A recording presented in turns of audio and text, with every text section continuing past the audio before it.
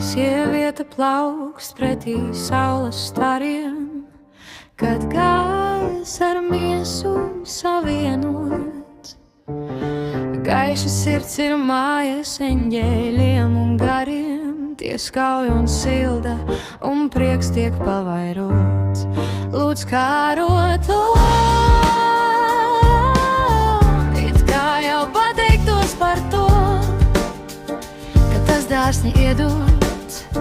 Smelies spēku kustībā un dabā, Dievs ir dabā, elpa tavā.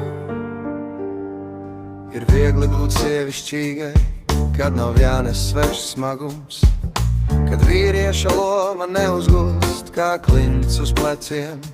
Jā, svarīgi rūpēties par tiem, ko mīli, bet vēl svarīgāk rūpēties par sevi, lai dvēsele nepārtop par tukšu vīli, kam prieku tu par maz reiz devi.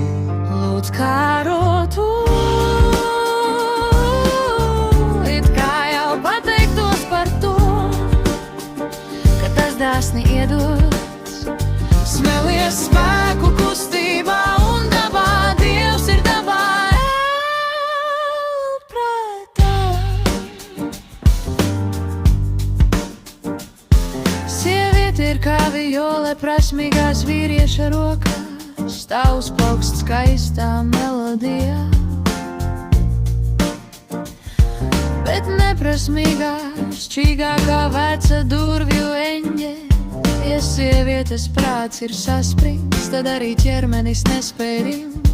Kā vējš, kas traucas, nespēj klusēt, nespēj maigā mierā grimt. Lūdz kārotu,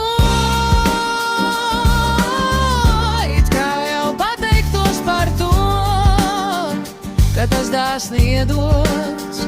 Smelies spēku kustībā un dabā, Dievs ir dabā, elpa tavā. Veselā miesā vesels gars un veselam garam miesa zied, kad līdzsvars atrod ceļu māju, tad dzīve pati dziesmu dzied. Un sieviete, kas mieru nes sevī, pasauli spēj mainīt klusā jūsmā, jo viņas spēks nav troksnī rodams, bet maigā dziļā klusā plūsmā. Lūdz kārotu,